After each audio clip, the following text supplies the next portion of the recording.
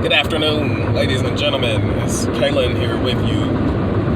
I am traveling today. I'm going to a family reunion. I'll get to see a lot of relatives that while I was stationed overseas for 2 consecutive tours of duty, I was not able to visit with them and to see them as frequently as I had in years past, as a lot of you can probably imagine and relate to. And that's part of what I want to talk about today, because that is an aspect of our lives as active duty, guard, reserve component, military, that we often don't consider.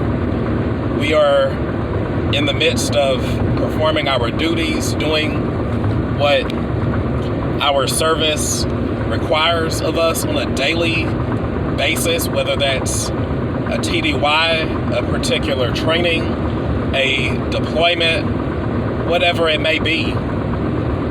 You are away from your families, you're away from your friends, you're away from everyone and everything that you are accustomed to, or that you were accustomed to, because when you go back and visit, there can be this awkward feeling as if you don't really quite fit in, or that your patterns of communication have changed, and you can almost get a feeling that your family and your friends, they've moved on without you. And in most cases, they really have. They've gone on to start new businesses, start new careers, new jobs. They may have married, they may have had children, they may have experienced divorces or relocations themselves. Someone's health may have changed, yours may have changed, theirs may have changed. And so when you are spending that much time away from your family and friends, the people you love, you will inevitably be a different person as a result of those experiences. And it can be a bit frustrating sometimes. It can be confusing. It can be annoying and probably concerning on some levels, that piece of the puzzle doesn't quite fit the way that it used to.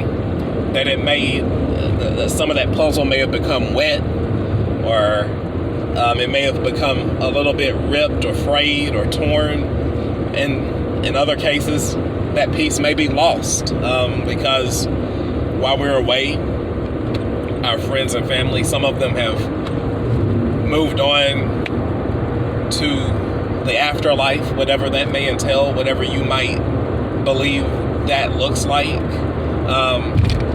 So for sure, they may no longer be here with us, where we can pick up the telephone and call them, or send them a message, text message on one of the social media apps, or visit with them in person.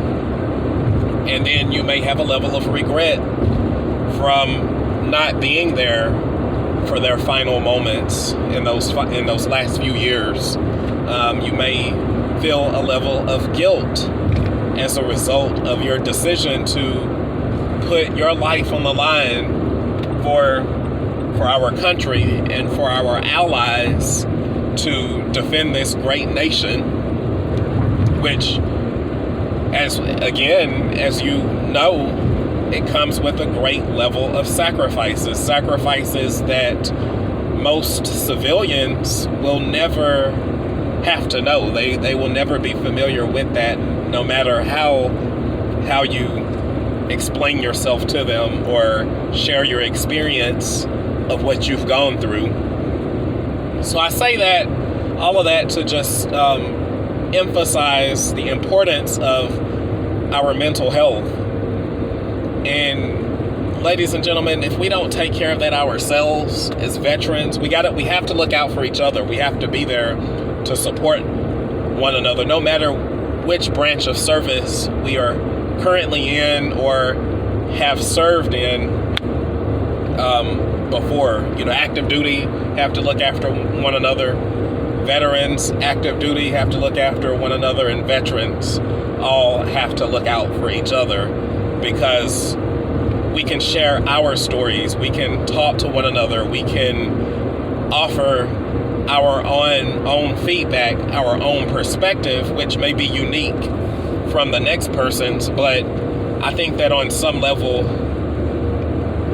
we can relate a lot better than we can to many of our civilian counterparts, and it may be different for some of you. You may be able to talk to your family members or other civilians in a much smoother fashion than you can veterans or other active duty members. So there isn't a one size fits all or a cookie cutter formula for how we get through those struggles, and that doesn't even include what we see our friends and our family go through on our duty stations. Our friends and our fellow soldiers or airmen or Marines or sailors. So if you need help and it is beyond what the people in your life or your peers are able to assist you with, do not be afraid of seeking help. Get with a therapist, get with a psychiatrist, communicate with them, be vulnerable, be open with them so that you can successfully manage that piece of your life, and you are not putting yourself in a position where you're holding that in, where you are suppressing that feeling and of what you dealt with while you were in service. Don't do that. It's not healthy, and you're not doing anyone any good at all by handling it in that fashion. So I encourage you to get with the VA and speak with a mental health professional there.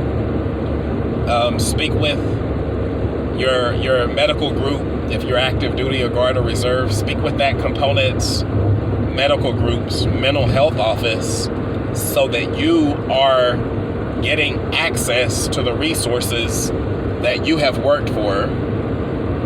Do not allow anyone to guilt you or to make you feel less than because you are seeking help. That is what is offered to you. That's what you have earned in exchange for your service. When you put your name on that dotted line, you said essentially that you're willing to risk your life for this country, and our country said we will provide these resources and these benefits for you in exchange. So take advantage of that. Do it without guilt. Do it without abandon, and don't stop pushing if you're feeling depressed or anxious or suicidal. I beg you to please get help, because we need you here. I may not know you personally, you may not know me personally, but we have people who depend on us, whether or not you want to believe that. You may have a spouse, you may have children or grandchildren or siblings or parents or cousins or friends or someone in a capacity where they draw their inspiration from you. You may be someone's only lifeline, seeing your smile, hearing your voice,